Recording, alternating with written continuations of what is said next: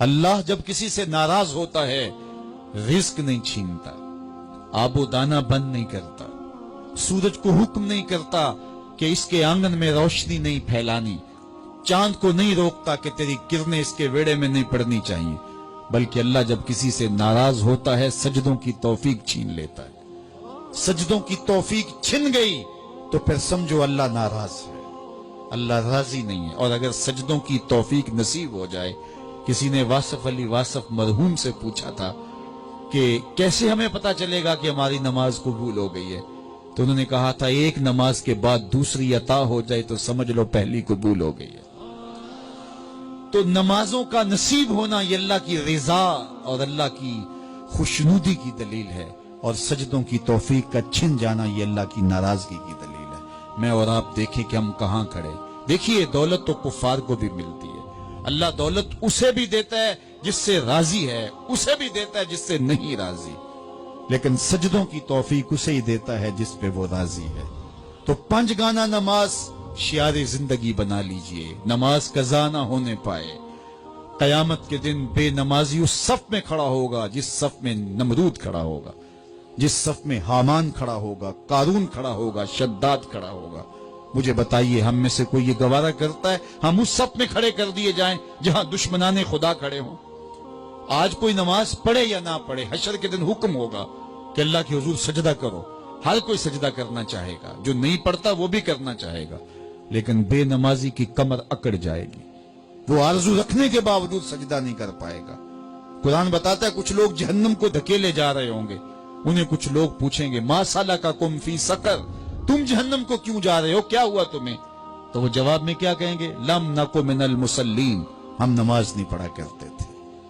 سب سے پہلا حساب قیامت کے دن جو بندے سے لیا جائے گا وہ نماز کا لیا جائے گا۔ پہلا سوال بندے سے یہ ہوگا۔ یا چڑیاں بھی رب کی تسبیح بولیں اور اشرف المخلوقات سویا رہے؟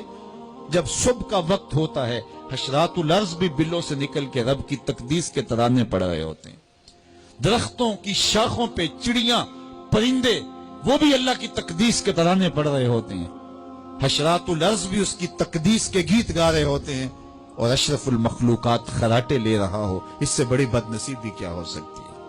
آئیے 5 گانا نماز شعار زندگی بنا لے۔ اس مجلس میں اگر کوئی بے نمازی ہے تو آج عزم مصمم کر کے یہاں سے لوٹے کہ آج کے بعد نماز نہیں چھوڑوں گا۔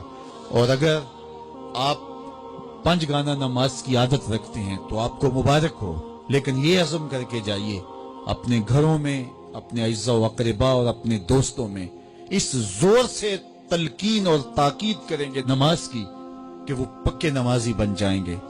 بندہ بندگی سے سجتا ہے، زندگی آمد برائے بندگی، زندگی بے بندگی شرمندگی۔ اگر زندگی میں بندگی نہیں تو زندگی کے پلے ہے کیا؟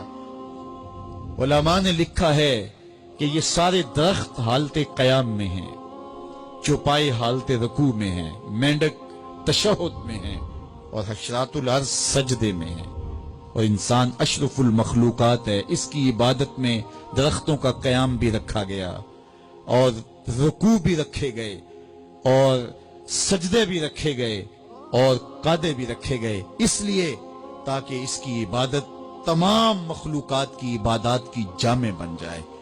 لیکن اس کے باوجود اللہ کے حضور سجدہ ریز ہونا پسند نہ کرے تو بتائیے کیسے رحمتیں اس کے اوپر اتریں گی؟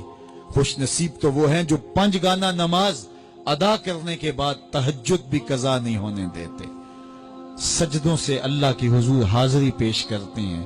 سب سے زیادہ بندہ اللہ کے اس وقت قریب ہوتا ہے جب سجدے میں سر رکھا ہوا ہوتا ہے۔ انسان کے اشرف اعضاء اس کے سر میں ہیں، بولنے کی قوت زبان سر میں، دیکھنے کی قوت آنکھیں سر میں، سونگنے کی قوت ناک سر میں، چکھنے کی قوت زبان سر میں، سننے کی قوت کان سر میں، سوچنے کی قوت دماغ سر میں، اور سر مالک کے در پہ۔